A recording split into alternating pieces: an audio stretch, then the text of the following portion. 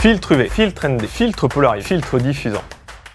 Bonjour à tous, aujourd'hui on va parler filtre, et plus particulièrement des trois filtres qui sont très utilisés en vidéo, le filtre polarisant, la densité neutre et le filtre diffusant.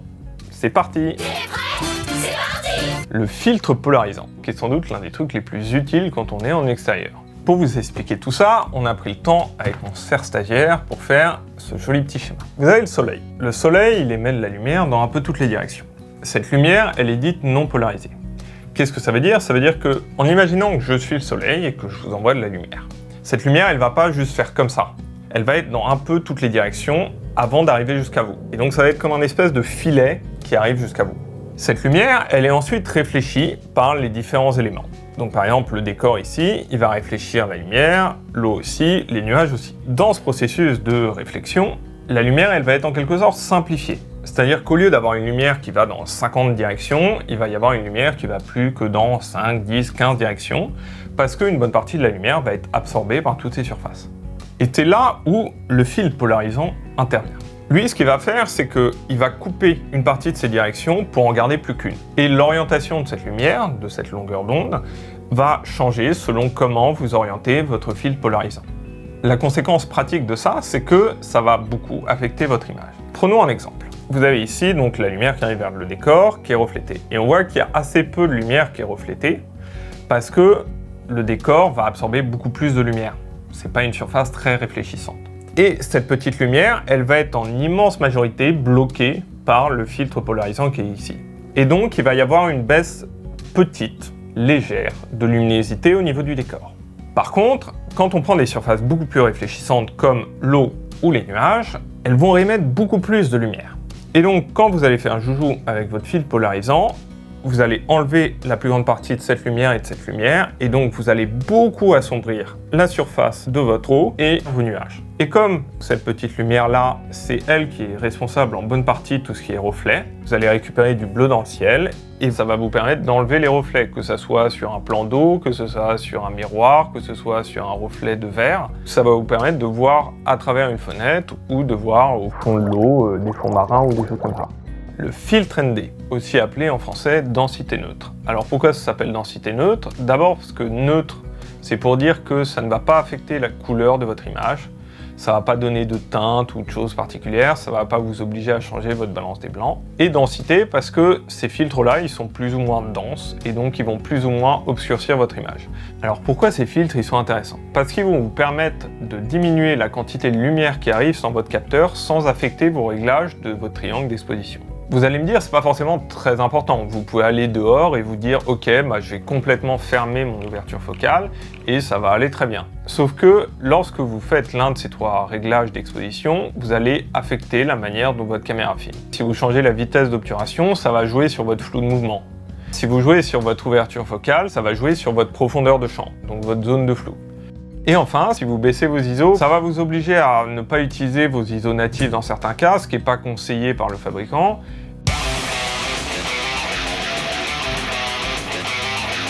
Alors c'est quoi les ISO natifs? Pour vous expliquer tout ça, il faut que je sorte l'artillerie lourde. Dans la plupart des appareils photo anciens en tout cas, les ISO c'est assez simple à comprendre. En gros, vous avez votre capteur. Sur ce capteur, vous envoyez la lumière. Ce que vous faites quand vous augmentez les ISO, c'est augmenter artificiellement, soit électroniquement, soit en augmentant la tension qui arrive sur le capteur, et vous augmentez le signal. Ça veut dire que concrètement, plus vous augmentez les ISO, plus vous augmentez le bruit. Les deux sont complètement connectés. C'est ce qu'on voit ici par exemple avec l'Alpha 7S2. À 100 ISO, il n'y a quasiment pas de bruit, à 200 ISO, il n'y a quasiment pas de bruit, à 400 pareil, 800, etc. Et puis ça augmente petit à petit à mesure qu'on augmente les ISO. Et on voit aussi qu'il y a un effet de palier, c'est-à-dire que en dessous de 3200, 1600, vous n'allez pas avoir grand-chose et ça va commencer à augmenter très sérieusement à partir de 12800 ou 25600. Tous ces chiffres-là, ils n'ont aucune valeur scientifique, ok? Je les ai juste mis comme indicateur pour vous expliquer la notion d'ISO. Et cette gradation, elle peut aussi changer selon le profil d'image que vous utilisez. Donc par exemple, l'Alpha 7S2, si vous mettez en mode S-Log 3, vous voyez qu'il y a un truc un peu différent. Donc typiquement, en S-Log 3, on ne peut pas utiliser d'ISO en dessous de 1600, et on voit que ça augmente beaucoup plus rapidement après. Là aussi, valeur scientifique, 0. Maintenant, vous allez me dire, bah là, c'est sympa d'expliquer les ISO, mais c'est quoi les ISO natifs? Eh ben, on va prendre l'exemple d'une caméra qui a des ISO natifs, la Sony FX9. Elle a deux ISO natifs, un à 800 et un à 4000. Ça veut dire quoi concrètement? Ça veut dire que vous voyez que à moins de 800, il n'y a quasiment pas de bruit.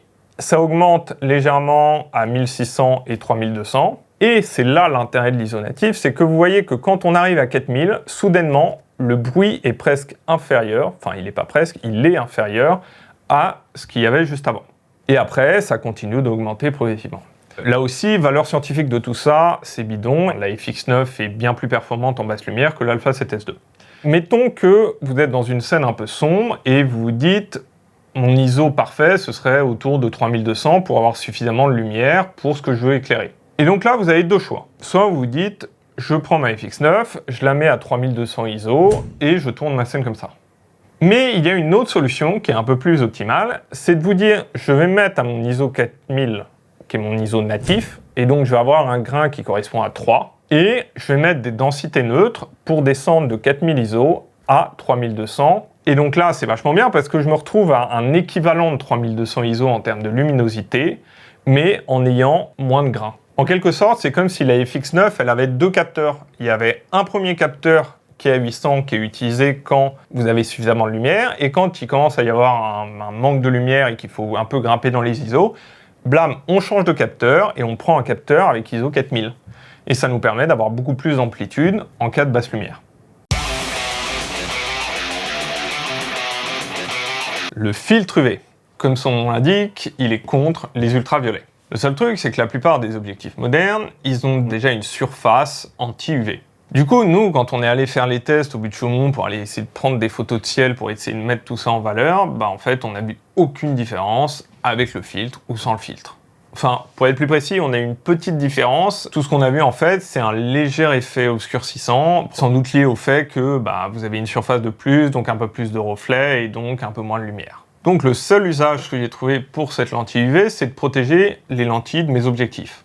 Encore, ça sert quand il y a un petit choc, parce que ça va vous éviter des rayures ou de casser la lentille. Par contre, pour les gros chocs, avoir ça, c'est pas forcément un avantage, parce que le filetage va se tordre, et vous allez avoir beaucoup de mal à l'enlever, et vous risquez de, en fait, tout bousiller d'un coup. Vous allez perdre votre lentille, plus le filtre, plus le filetage.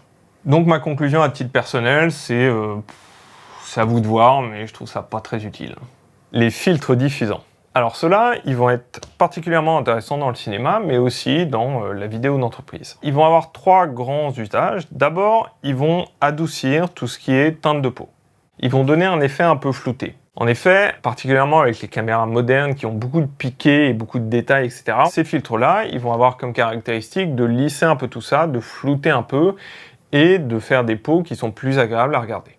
Le deuxième cas d'usage, ça va être tout ce qui est filtre décontrastant, type filtre smoke. Ça va être ceux qui vont être utilisés notamment sur Blade Runner pour créer un peu cet effet de fumée artificielle, un effet un peu flouté et qui peuvent donner des résultats particulièrement cool pour les photos de nuit. Et troisième cas d'usage, tout ce qui va être filtre de halo. Lorsque vous allez les utiliser et que vous avez un peu des hautes lumières à l'écran, ils vont un peu lisser cette lumière, lui donner une sorte de halo qui va les rendre beaucoup plus agréables et beaucoup plus douces à regarder. Quand vous achetez un filtre diffusant, il va avoir un mix de ces trois catégories. Donc il va être plus ou moins décontrastant, ou plus ou moins créer de halo, plus ou moins avoir un effet fumé. Et ça va dépendre selon les types de vendeurs. Donc par exemple, quand vous regardez chez Tiffen, vous pouvez voir, ils ont un espèce de triangle de diffusion qui définit tout ça selon les filtres, et ça vous permet de savoir un peu ce que vous voulez. Si vous êtes amené à travailler régulièrement dans la mode, si vous faites même de la pub, je vous conseille fortement d'investir un peu dans les filtres parce que c'est vraiment quelque chose qui va changer la qualité de vos images. Et si vous faites de la fiction, ça vous donne plein de possibilités narratives et ce serait vraiment bête de s'en priver.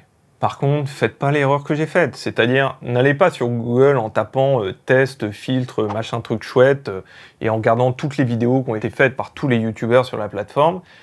C'est pas comme ça que ça marche. Votre image, elle est vraiment la résultante de trois éléments. Votre caméra, votre objectif et votre filtre. Et c'est vraiment l'ensemble des trois qui va créer votre image. Ce qu'il faut que vous fassiez, c'est soit vous allez chez un loueur, vous louez toute une série de filtres, un peu comme ce que je fais de temps en temps, et vous regardez qu'est-ce que ça donne avec telle caméra et tel objectif que vous avez.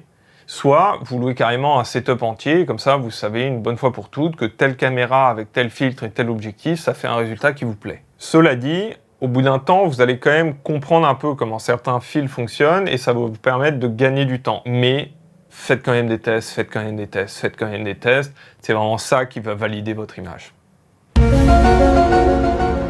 À plus!